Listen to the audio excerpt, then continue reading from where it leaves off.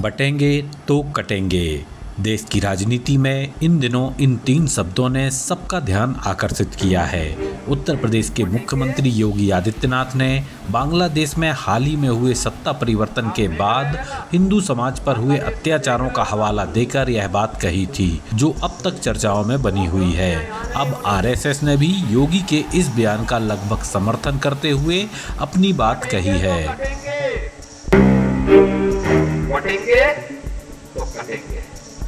बांग्लादेश में देख रहे हो ना बहनों और भाइयों, राष्ट्र से बढ़कर के कुछ नहीं हो सकता, कुछ नहीं हो सकता। और राष्ट्र तब सशक्त होगा जब हम एक रहेंगे, नेक रहेंगे, तभी नेक रहेंगे। बटेंगे तो कटेंगे। आप देख रहे हैं ना, बांग्लादेश में देख रहे हो ना, तो वो गलतियां यहां नहीं होनी चाहिए। बटेंगे तो कटेंगे, एक रहेंगे तो नेक रहेंगे, सुरक्षित रहेंगे और समृद्धि की पराकाष्ठा को पहुंचेंगे। हमें विकसित भारत की संकल्पना को साकार करने के लिए कार्य करना है। स्लोगन कुछ में कटेंगे बटेंगे जो भी कहें, स्पिरिट क्या है?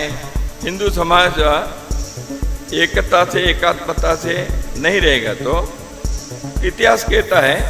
अब हम तो कहते हैं जब जब हिंदू भाव को भूले आए विपद महान, भाई टूटे धरती कोई मिटे ही धर्म संस्थान, ये हमारे गीत है।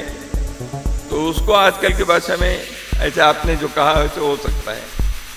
तो मुद्दा क्या है? स्पिरिट यही है, समाज की एकता एकात्मता। हम जाति भाषा प्रांत के अगर पिछड़ा भेद से हम करेंगे तो हम कटेंगे। तो इसलिए एकता आवश्यक है किसी भी राष्ट्र के, राष्ट्रीय एकता।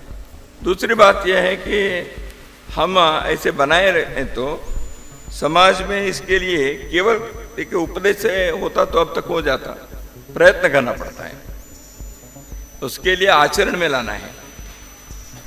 अच्छी बात है आज बहुत सारे धार्मिक और बाकी क्षेत्र के लोग इसको अनुभव से समझ रहे हैं और उसका स्वागत भी कर रहे हैं।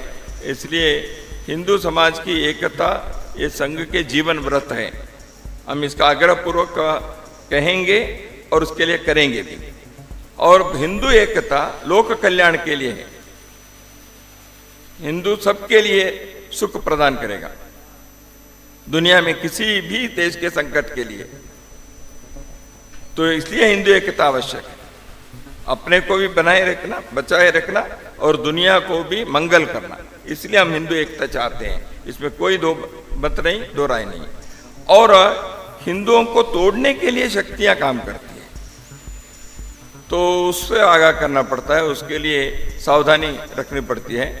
वो कई प्रकार की शक्तियां हैं।